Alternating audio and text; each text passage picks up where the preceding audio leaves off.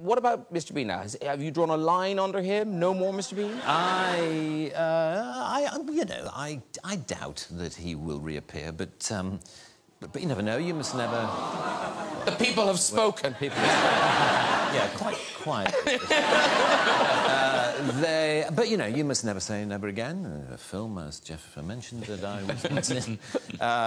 So you must never say never. But, you know, there does come a point when you feel as though you've done most of what you want to do with him. So. And because it's not based on language, because it's so physical, Mr. B, presumably it's popular everywhere. Yeah, it is. It has what we might call a global outreach. So, like, are holidays a misery? Can you go anywhere? Well, yeah, I can't go to many places where you're not recognised. And it's the... yeah, the thing I find most tricky is when people don't recognise you particularly, but half recognise you. You know, it's that strange thing of where they go... and of course that means they stare. They stare a lot, and they just look.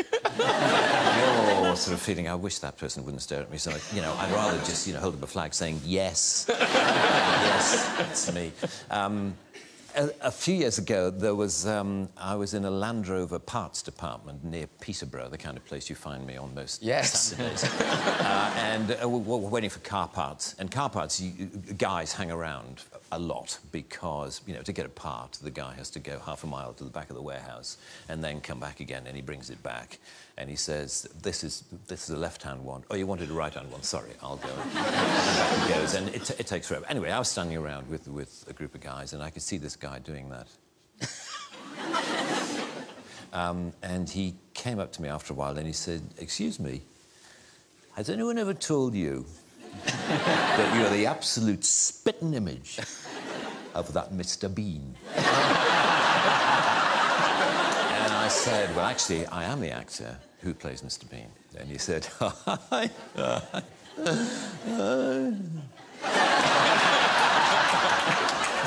"I bet you wish you were." And there followed this bizarre conversation in which the more I tried to claim that I was the person whom he thought I merely resembled, the less he believed me. So but what was funny was how close he thought I was to you know, he said, "The resemblance is uncanny." Have you ever thought of doing any, you know, look-alike work, like, you know, stag nights and hen nights? You know, you can go along as Mr. Bean. And I said, "No, I haven't." He said, "Because you can make an absolute fortune." And I could tell after a while I had to bring the conversation to a close because clearly not only was he not believing me, but he was getting quite annoyed, you know, that I was pursuing this line of "I am Rowan Atkinson" and clearly he thought I was this total arse. Just because I happen to look a bit like Mr. Bean, goes around the country actually claiming to be Mr. Bean. You know, what a twat.